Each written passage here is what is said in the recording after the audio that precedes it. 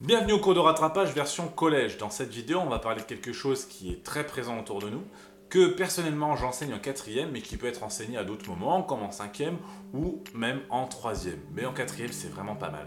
Donc on va parler de quelque chose qui nous entoure, quelque chose qui nous permet de nous comprendre, le son. On va d'abord parler de ce que c'est que le son en premier lieu, ensuite on fera un petit peu le tour des applications possibles et des dangers potentiels. Le signal sonore. D'abord, un son, c'est quoi? Le son, c'est le résultat d'une vibration qui se propage dans un milieu matériel. Et la vitesse va dépendre de ce milieu. Plus le milieu est dense, plus l'information va aller très vite d'une particule à une autre. Donc du coup, la vitesse va être très élevée. Tandis que si le milieu est très peu dense, les particules sont très éloignées des unes des autres, et donc du coup la vitesse va être très lente. Et au final, le son, une fois qu'il s'est propagé, va atteindre nos oreilles ou tout autre capteur de son potentiel. On peut donc dire que le son ne se propage que dans les milieux matériels, parce que s'il n'y a rien à faire vibrer, ça ne marche pas. Et donc du coup, le son ne peut pas se propager dans le vide. On ne peut pas vous entendre dans l'espace intersidéral ou en dehors de l'atmosphère. C'est impossible, il n'y a rien qui puisse vibrer et arriver à vos oreilles. Un son est caractérisé par sa fréquence. La fréquence, on va la noter F. Son unité, c'est le Hertz, d'un certain physicien allemand. Et bien, le Hertz, lui, on va le noter Hz. Donc, grosso modo, on aura une fréquence, on pourra dire que F est égal à 50 Hz, par exemple. Ça veut dire que la fréquence est égale à 50 Hertz. La fréquence, ça correspond au nombre de vibrations que peut avoir quelque chose en une seconde. Là, c'est du son, donc ça sera le nombre de vibrations du son en une seconde. Cette fréquence, ce signal sonore, on peut le représenter sur un graphique. Il aura souvent cette allure-là. Et cette allure-là, on va avoir ce qu'on appelle un motif, qui lui va se répéter. Le motif, c'est la partie qui se répète. Donc il faut prendre la partie la plus courte du motif qui se répète. Pas tout le motif, pas deux motifs en disant ils vont se répéter. Mais oui, mais en fait, à l'intérieur de ce double motif, il y a peut-être un motif qui va se répéter plein de fois. J'exagère, je vais un petit peu trop loin. Peu importe. La fréquence, on va la retrouver avec le nombre de motifs en une seconde, puisque chaque motif correspond à une vibration. Pour les sons, on ne peut pas tout entendre. En fait, nous, on peut entendre qu'une certaine gamme de fréquences qui est quand même plutôt large. On entend entre 20 Hz et 20 000 Hz. En dessous de 20 Hz, ce sont ce qu'on appelle les infrasons. Au-dessus de 20 000, ce sont ce qu'on appelle les ultrasons. 20 000 qu'on peut noter aussi 20 K, puisque K c'est égal à 1000, comme 20 kg c'est 20 000 grammes. Donc 20 kHz, ça correspond à 20 000 Hz. Alors attention, cette échelle de fréquence avec les sons audibles, les infrasons et les ultrasons, ça correspond uniquement à l'oreille humaine. En fait, on les a basés sur l'oreille humaine. Les animaux peuvent entendre pour certains dans les infrasons, voire même exclusivement en infrasons, tandis que d'autres vont entendre plutôt dans les ultrasons. C'est le cas par exemple des chiens, des chats, des chauves-souris. Application.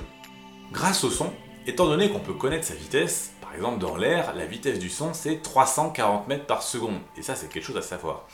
Eh bien, on peut se déterminer une distance, parce qu'il nous suffit de déterminer le temps qu'a mis le son pour aller d'un endroit à un autre, alors on peut avoir la distance puisqu'on connaît la vitesse à laquelle il va entre les deux. Par exemple, quand on dit 340 mètres par seconde, ça veut dire qu'en une seconde, le son va parcourir 340 mètres. Tandis que si on va faire donc du coup un temps de parcours de 2 secondes, eh bien en 2 secondes, le son va parcourir 680 mètres. Et ainsi de suite.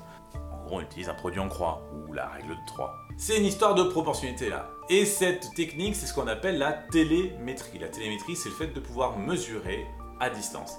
Et la télémétrie va nous permettre de déterminer à quelle distance on peut se trouver de quelque chose. On va faire l'exemple avec un écho. Là, il faut faire attention parce que le son va faire un aller-retour pour revenir à nous. Si on crie au fond d'un puits et puis que le son met 2,2 secondes à nous revenir, eh bien on peut faire le calcul. On voit que le son parcourt dans l'air la vitesse de 340 mètres par seconde. Donc en 2,2 secondes, il va parcourir, je sais pas, je vais vous afficher le résultat. On sait qu'il a parcouru telle distance, mais ça c'est la distance qu'il a parcouru pour faire l'aller-retour. Nous on veut juste l'aller pour connaître la profondeur de notre puits, donc on divise par 2 ce résultat et on aura la profondeur de notre puits qui est égale à temps, aux alentours de 400 mètres. Grâce au son, il y a d'autres applications comme transmettre des informations, ne serait-ce que par la voix, puisque je vous parle et je transmets des informations en utilisant le son, qui va être capté par un micro et qui va être ressorti de votre côté par des haut-parleurs qui vont vibrer à la bonne fréquence et vous transmettre le son de ma mélodieuse voix jusqu'à vos oreilles qui, eux, vos tympans vont vibrer et vous transmettre le son à votre cerveau que vous puissiez interpréter. Les dangers. Le son peut être quelque chose de dangereux, et ça vous le savez. Normalement, le son, plus on l'écoute d'une façon intense, à ne pas confondre avec la fréquence. Oui, en gros, l'intensité, c'est est-ce qu'on parle très fort ou est-ce qu'on parle très faiblement, tandis que la fréquence, est-ce qu'on parle grave ou est-ce qu'on parle aigu. L'intensité sonore, on l'exprime en décibels. Le décibel, on va le noter dB, et en fait, cette intensité sonore, c'est tout à fait relatif. Si on multiplie l'intensité par 2, le nombre de décibels va augmenter seulement de 3.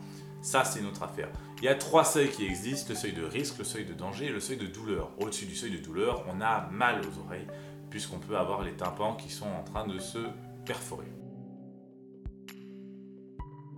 Donc voilà, c'est fini pour ce cours de rattrapage. Vous pouvez vous abonner à la chaîne en cliquant par ici. Vous pouvez regarder la playlist des collégiens ou juste des quatrièmes, je ne sais pas encore comment je vais faire, en cliquant par là. Je vous invite à aimer la vidéo si ça vous plaît. Si ça vous a pas plu, vous pouvez mettre un pouce en bas, même si je ne suis pas fan. Vous pouvez laisser des commentaires si vous avez des questions. Vous pouvez partager, il n'y a pas de problème. Vous faites ce que vous voulez de cette vidéo. Je vous laisse avec une petite réflexion. Si jamais dans une forêt un arbre tombe mais que personne n'est là pour l'entendre, est-ce que ça va quand même faire du bruit ?